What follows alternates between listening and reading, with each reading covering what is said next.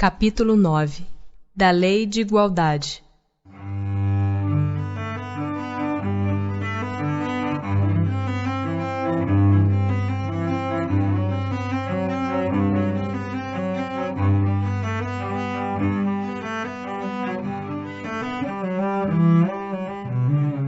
Igualdade natural.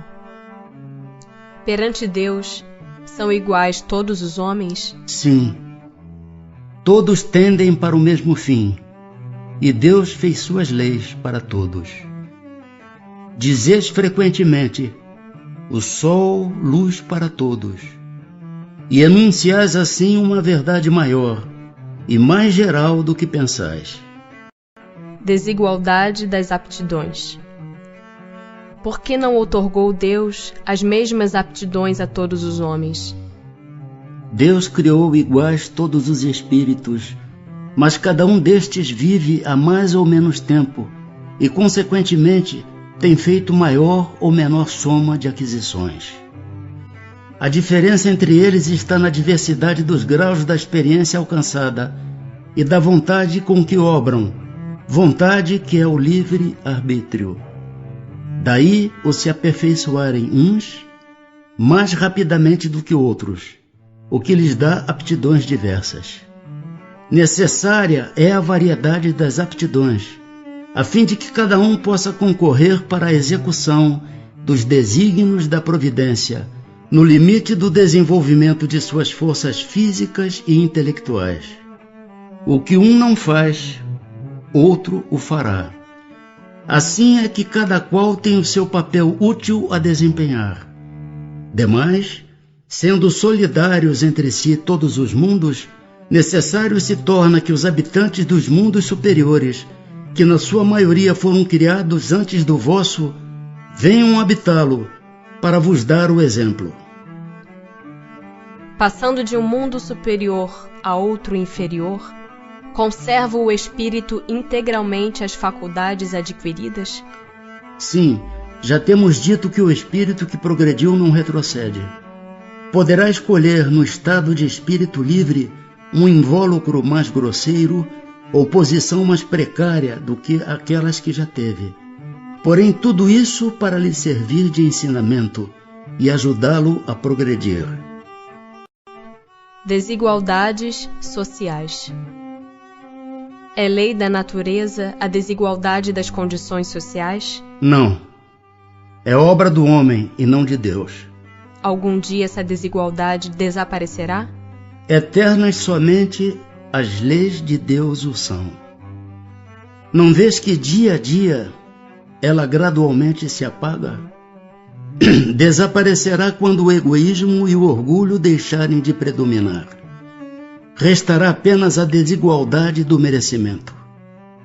Dia virá em que os membros da grande família dos filhos de Deus deixarão de considerar-se como de sangue mais ou menos puro.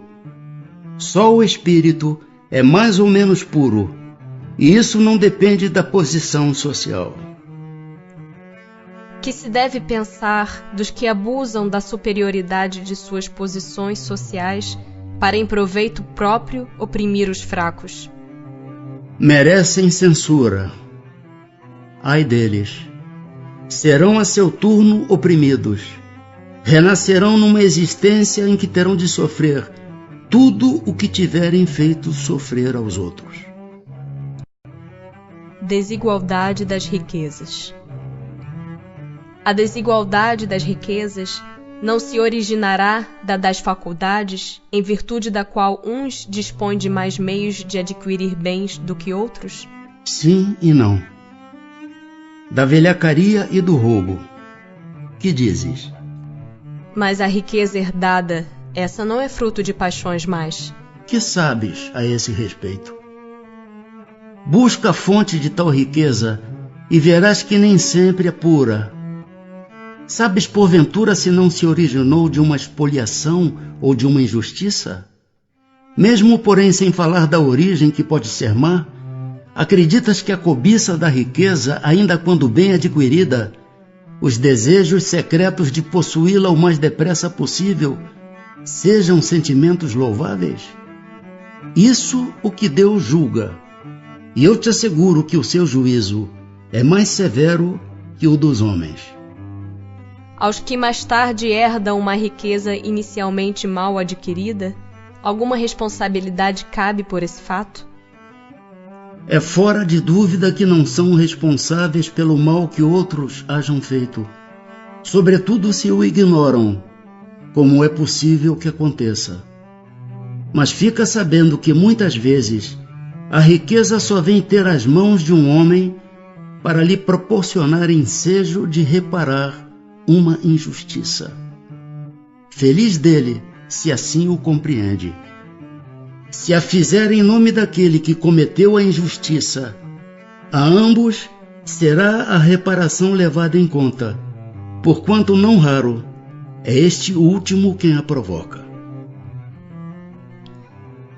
Sem quebra de legalidade, quem quer que seja pode dispor de seus bens de modo mais ou menos equitativo. Aquele que assim proceder será responsável depois da morte pelas disposições que haja tomado? Toda ação produz seus frutos. Doces são os das boas ações, amargos sempre os das outras. Sempre entendei-o bem.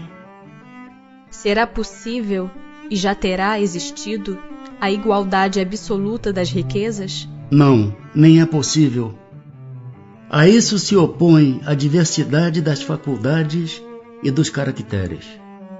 Há, no entanto, homens que julgam ser esse o remédio aos males da sociedade. Que pensais a respeito? São sistemáticos esses tais, ou ambiciosos, cheios de inveja. Não compreendem que a igualdade com que sonham seria a curto prazo desfeita pela força das coisas. Combatei o egoísmo, que é a vossa chaga social, e não corrais atrás de quimeras.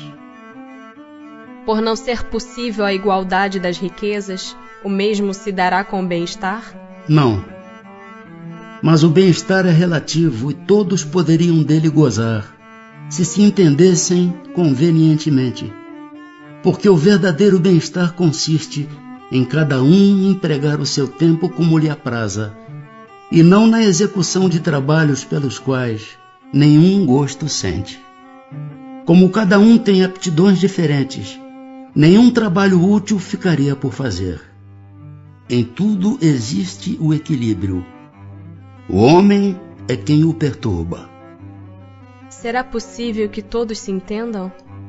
Os homens se entenderão quando praticarem a lei de justiça.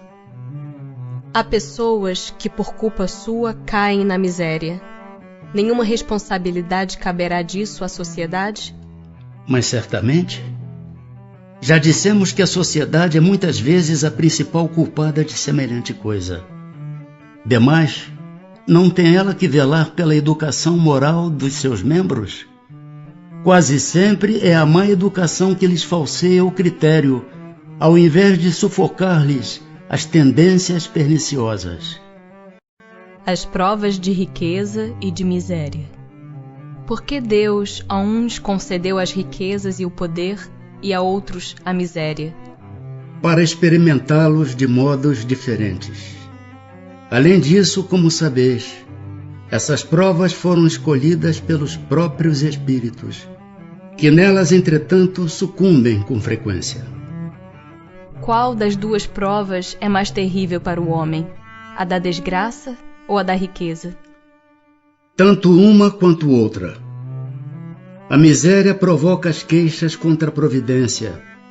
A riqueza incita a todos os excessos. Estando o rico sujeito a maiores tentações, também não dispõe, por outro lado, de mais meios de fazer o bem? Mas é justamente o que nem sempre faz. Torna-se egoísta, orgulhoso e insaciável. Com a riqueza, suas necessidades aumentam, e ele nunca julga possuir o bastante para si unicamente.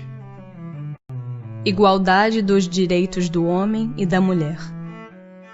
São iguais perante Deus o homem e a mulher e têm os mesmos direitos? não outorgou Deus a ambos a inteligência do bem e do mal e a faculdade de progredir?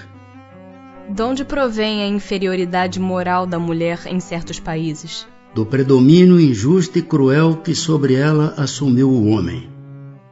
É resultado das instituições sociais e do abuso da força sobre a fraqueza. Entre homens moralmente pouco adiantados, a força faz o direito. Com que fim, mais fraca fisicamente do que o homem, é a mulher?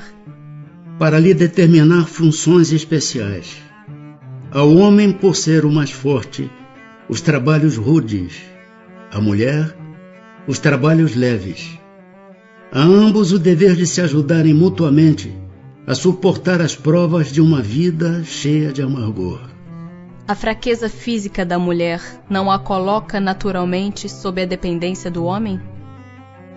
Deus a uns deu a força para protegerem o fraco e não para o escravizarem.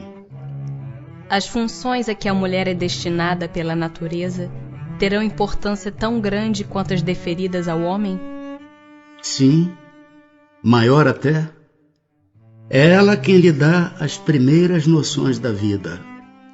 Sendo iguais perante a lei de Deus, devem os homens ser iguais também perante as leis humanas?